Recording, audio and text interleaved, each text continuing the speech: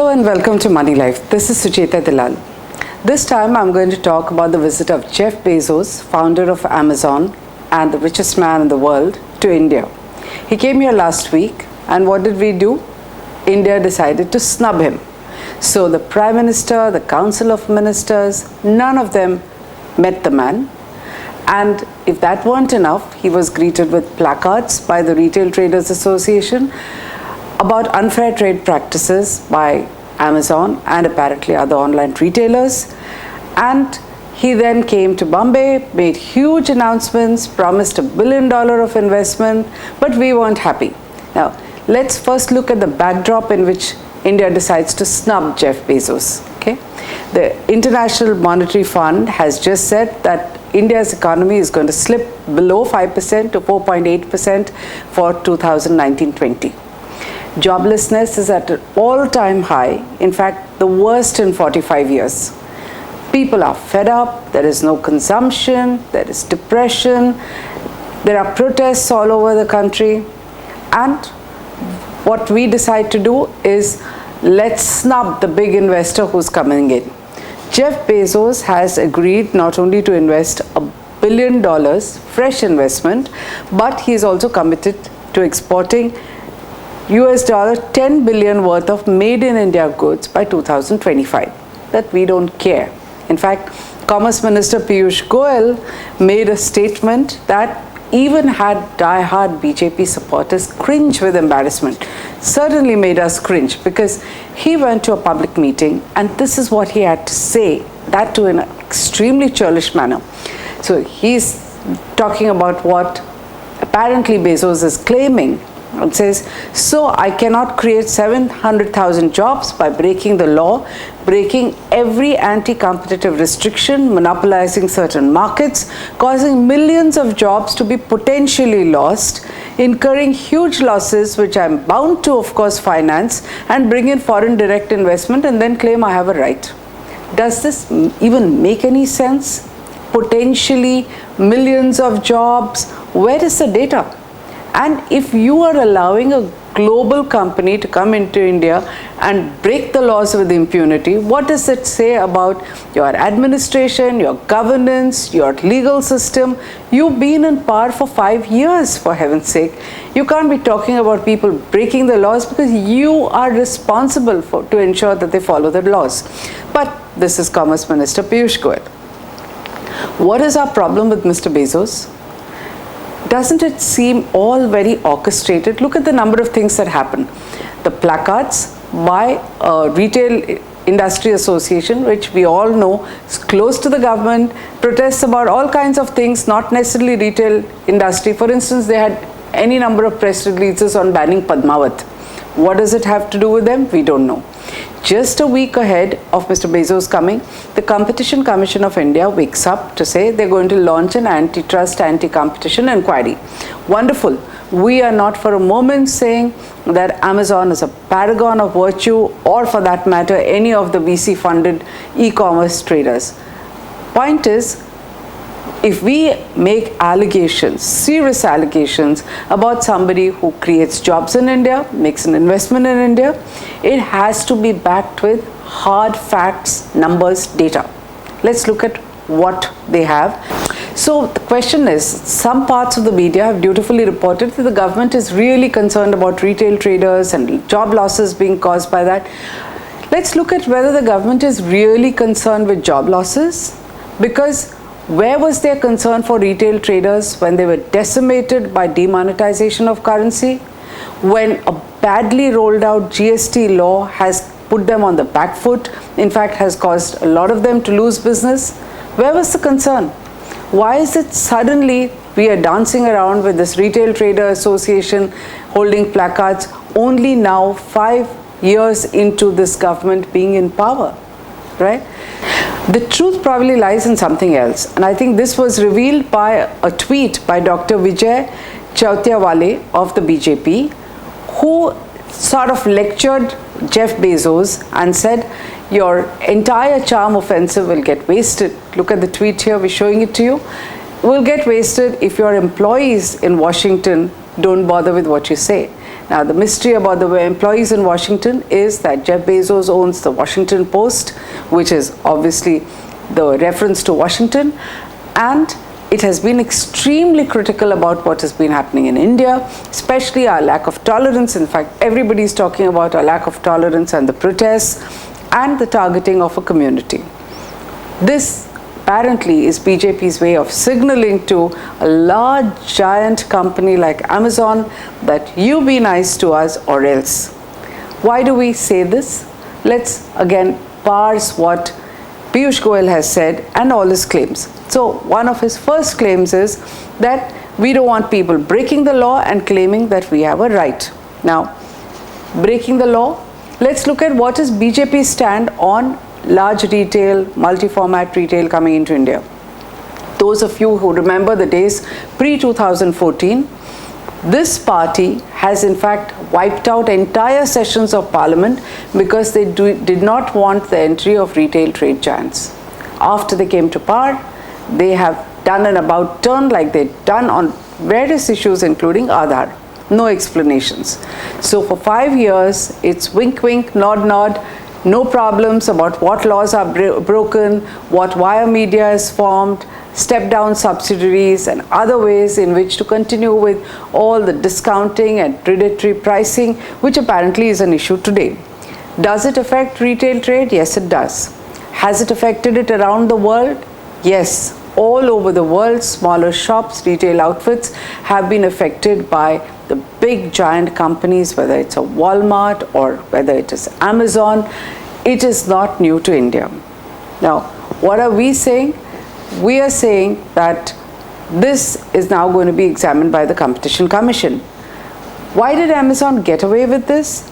Because if you ask me, they knew how to cozy up to policymakers and bureaucrats.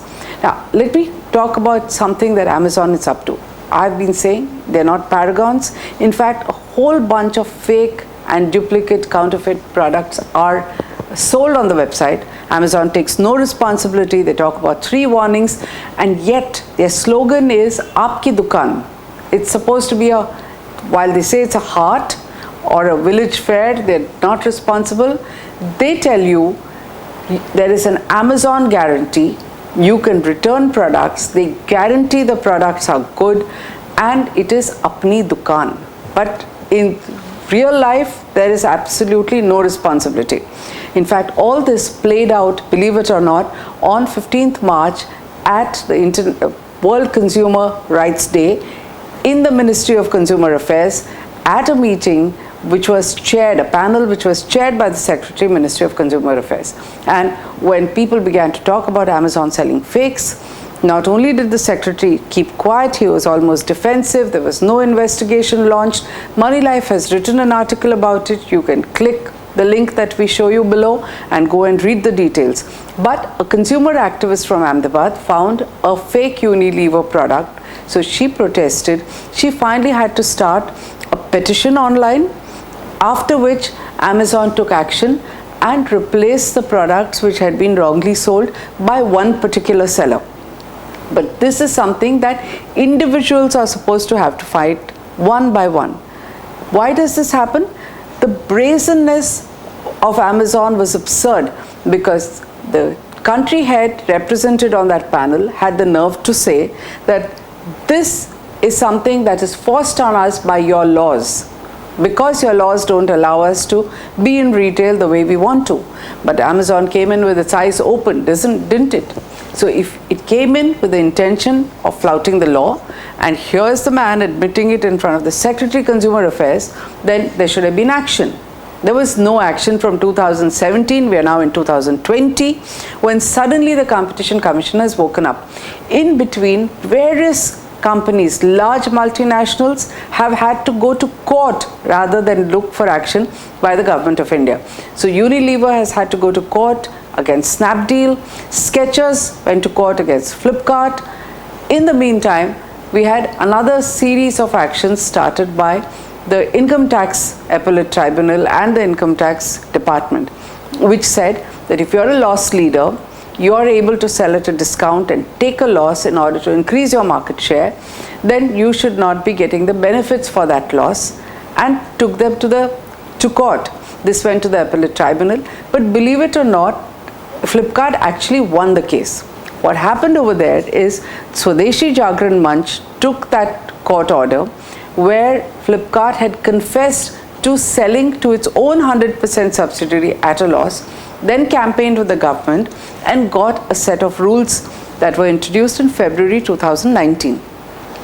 This is really the first time that strict rules were spelled out, including saying that companies like Amazon and Flipkart, which are the large e-tailers, cannot, have products sold at a discount to their subsidiaries or even sell products that belong to their own companies. Whether it's absurd or not is not something I'm going into. But in 2019, for the first time, there are really stringent rules. I'll tell you what they are. The February 2019 guidelines bar companies like Amazon and Flipkart from selling products of companies in which they have a stake, and mandated companies to sell products exclusively from their platform. What does this mean? That they would sell to their own companies at a discount, and then those companies could sell the products only on, say, Amazon or Flipkart, whoever sold it to them at a discounted rate. So this means that you're just circumventing the law and doing things through your step-down subsidiary. It's a backdoor way of doing your discounting and predatory pricing by pretending that you're not flouting the law. Should the government have cracked down on it? Yes, they should have. But the larger question that I have is that while you maintain a level playing field, you want to ensure that they don't influence sale prices, are we looking at what is happening around the world? Are we in India saying we want to be different? Because it is a fact, like Swadeshi Jagran Manch, for instance, tells me that we are not against online sales. We only think that it should be fair and correctly priced and should not put retailers out of business. Fair enough. We would like that in an ideal world too. But remember, VC funding goes only to those companies which are going to get eyeballs and market share. It's a valuation game, and if you don't grow so rapidly that you have enough people on the platform, that is the value that you create. There is no VC funding available. So a good online retailer who runs a wonderful shop, wants to price it right, charge you the regular courier charges and sell, would be so expensive that there would be no buyer at that price, even for the convenience, and there would be no VC funding. So without the funding, where do you build the platform and the networks that are required even to make deliveries across the country? This is something that needs serious thinking, because you can't just attack one half because you say we committed not to allow retail in because these are our constituents, and then wink at them breaking the rules, then jump up to enforce the rules whenever you want to, because all this makes India look ludicrous, and your questions our ease of doing business or even whether we have laws in this country or not. Now look at the other point that Mr. Goel makes. It's about cash burn, right? So if we accept predatory pricing, there are several things that come along with it. One of the things that happens along with predatory pricing is not that the e-tailers are building this monopoly in a vacuum and that they have no competition. In fact, Amazon, Flipkart, Walmart together and Alibaba are competing so rapidly and intensely against each other. The problem with our attitude to retail is that we could drive away VCs, and then India could regress back into an economy of shortages. It's going to affect job creation.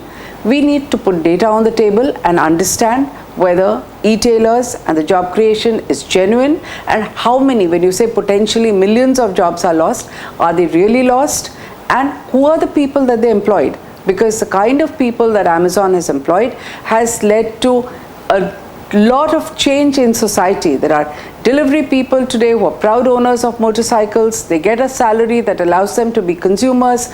That leads to sales of things like mobile phones. They're giving jobs to women. They're asking women to, move out of their houses, actually deliver products. They are giving them jobs in sewing and packaging. They're building the logistics network in India. They're introducing e-rickshaws. These are the kind of hidden benefits that come from large retailers, which have to be factored in, which have to be costed. Their impact on the economy has to look at. We also have to remember that these people are not working in isolation. Every Amazon, Flipkart, Alibaba is competing with each other, and there's always somebody new with the same kind of VC funding snapping at their heels in case they relax. So if our rules are so tough, we want to drive them away, they probably will go away. India is a big market. The government can't take the attitude that they will remain in India no matter what, because that doesn't happen. If you make it difficult for them to do business, they will have to reconsider. We also have to reconsider what is the impact of this. Remember, all the retailers that are holding placards, how many jobs have they created?